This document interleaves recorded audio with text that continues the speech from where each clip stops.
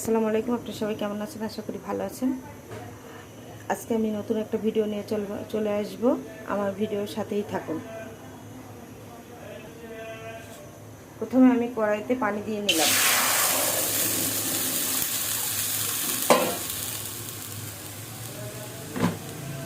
এরপরে আমি মেহেরপুর থেকে নিয়ে আসা কাটুয়া ডাঁটাগুলো সিদ্ধ করার জন্য দিয়ে দিলাম। এই ডাঁটাগুলো অনেক শক্ত, দেখে মনে হচ্ছে সিদ্ধ হবে না, কিন্তু অনেক শক্ত, অল্প ভাপেই সিদ্ধ হয়ে যাবে। এরপরে আমি মিষ্টি কুমড়া, কাঁচামরিচ কুচি, রসুন কুচি দিয়ে দিলাম, পেঁয়াজ কুচি সব একসাথে দিয়ে দিচ্ছি।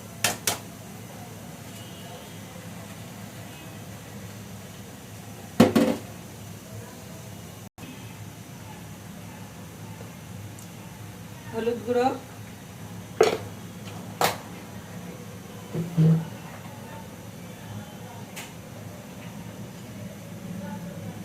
লবণ স্বাদ মতো। এরপর আমি ঢাকনা দিয়ে ঢেকে দেবো।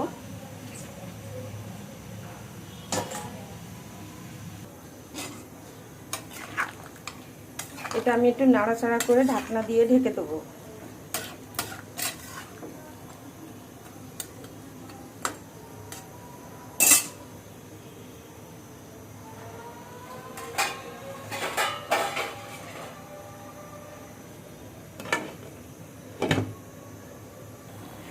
কাটুয়া ডাঁটাটা এই যে আমার অনেকটা সিদ্ধ হয়ে নরম হয়ে গেছে। অনেক সুন্দর একটা ডাঁটা, আর খেতে অনেক মজা, মিষ্টি হয়ে গেছে আমার সিদ্ধ। এবারে আমি এটা পেঁয়াজ কুচি দিয়ে বাগার দেবো।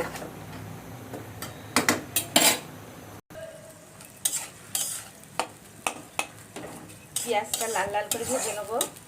ভেজে নিয়ে এর ভিতরে ঢেলে দেবো।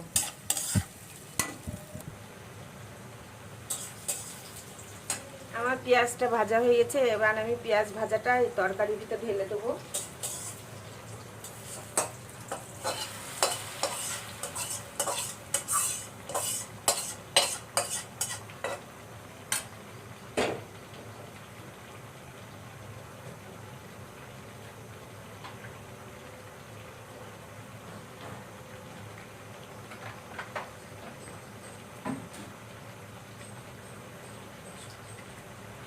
ঢ্যাঁড়স ভাজি করব। ঢ্যাঁড়স কুচি কুচি করে কেটে নিয়েছি, পেঁয়াজ কুচি আর কাঁচামরিচ কুচি দিয়ে নিয়েছি। এবার তেলের ভিতর দিয়ে দেবো ঢ্যাঁড়সটা।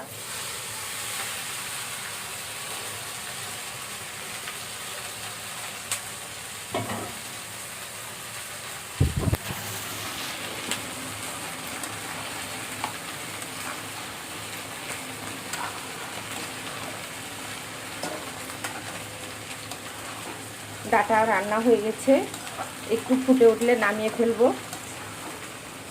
আর এখানে আমি ঢ্যাঁড়সটা ভাজি করে নেব।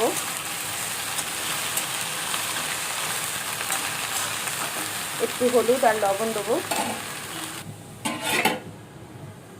ঢ্যাঁড়স ভাজিটাও প্রায় হয়ে এসেছে। এখানে আমি ভাতটাও বসিয়ে দিয়েছি।